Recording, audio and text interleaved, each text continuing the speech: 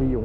J'ai fait des infidélités à BMW parce que je voulais trouver une alternative au cas où je changerais, mais je voulais retrouver aussi les sensations de ma GS, les suspensions de ma GS. Eh bien, je peux vous dire que j'ai peut-être pas au niveau puissance, mais j'ai trouvé mieux. J'ai été reçu vraiment très gentiment par le patron. Pourtant, je suis arrivé comme ça à l'improviste. Et donc, je lui ai fait part de ce que je souhaitais, ce que j'allais faire, si j'allais rouler en duo, etc. Et à ma grande surprise, ce que je ne savais pas, eh bien, c'est que la Tiger 1200 Pro Explorer et la Pro, elle est avec transmission par cardan. Et c'est vrai que j'avais pas fait attention parce que je regardais d'abord pour une machine un peu plus légère, genre Tiger 900. Mais là c'était encore transmission par chaîne, ils n'ont pas des chaînes endurance comme le fait BMW. Donc c'est oui, c'est un peu fastidieux quand on part en road trip et commencer à agresser, dégraisser, retendre sa chaîne à tous les 3 ou 4 pleins. Donc voilà, j'ai l'impression d'avoir trouvé vraiment mon bonheur. Et alors au niveau confort de la selle, j'ai été vraiment surpris. Je suis désolé, mais c'est mieux que BM, même que la RT. J'ai été vraiment surpris. Une belle place à l'arrière, donc pour aller en duo. Et je me suis dit que pour faire, elle est quand même plus légère, donc elle fait 240 kg, je pense.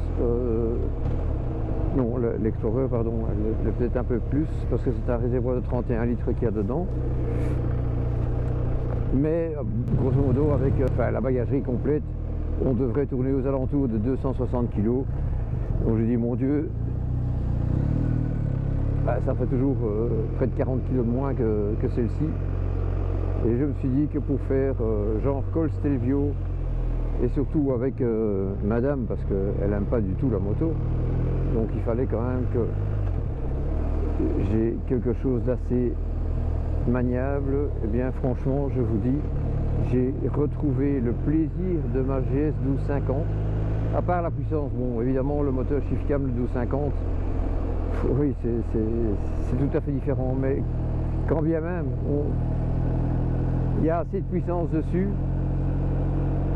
ça a des bonnes vibrations, c'est le 3 cylindres, les bonnes vibrations, mais sans plus. La seule chose que j'aurais peut-être à lui reprocher, c'est l'accélérateur un petit peu sensible, dans le sens où, voilà, ici c'est très doux, on va rétrograder de 3 en 2, on réaccélère, ça se fait d'une manière progressive et rapide. Là, sur la Triumph, il faut vraiment y aller doucement parce que c'est assez sec. Mais sinon, c'est peut-être la seule chose que j'aurais à lui reprocher. Bon, les Komodo, c'est vrai que quand on a l'habitude des Komodo BMW, oui, on s'y retrouve assez facilement. Mais après, c'est une question d'habitude. C'est la finition, elle est magnifique, la moto. Elle est très belle. C'est finition anglaise. Hein, voilà, et je vous dis, j'ai été étonné du confort de la selle. Donc j'ai demandé par la même occasion s'il y avait une option selle basse, parce que celle-là, bon, il y a moyen de descendre les suspensions, mais à l'arrêt. Et dès qu'on roule, elles se remettent en position standard. Et c'est pas que je touche là de la pointe du pied, je touchais, on va dire, le plat du pied à l'avant. Mais moi j'aime quand même bien voir quand on est au ralenti, dans la circulation, dans les embouteillages, démarrer, freiner, etc. J'aime bien avoir les deux pieds bien à plat. Et donc il y a moyen d'avoir aussi cette selle basse qui descend en fait la hauteur de 2 cm. Mais je crois franchement que j'aurais trouvé une alternative à BMW, c'est pas qu'elle est bon marché, mais avec tout ce qui est dessus sur la Tiger 1200 Explorer, ben, en fait il faut juste ajouter la bagagerie top case valise et les crash bars. Voilà, c'est tout. Donc ça vous fait une machine, je pense que le prix de base tel qu'elle est, mais donc complète, hein, il y a les modes de conduite, etc. Je pense qu'elle est aux alentours de 23 000, si je ne me trompe pas. 23 000 et quelques. Et en rajoutant la bagagerie, donc top case, capable d'emporter 2 casques modulables et les 2 valises qui font grosso modo 80 litres en tout. Et voilà, il y a de quoi faire. Et je pense qu'avec ça, les crash bars et la bagagerie, on arrivait aux alentours de 25 500, grosso modo, hein, je ne sais plus, j'ai plus les chiffres en tête.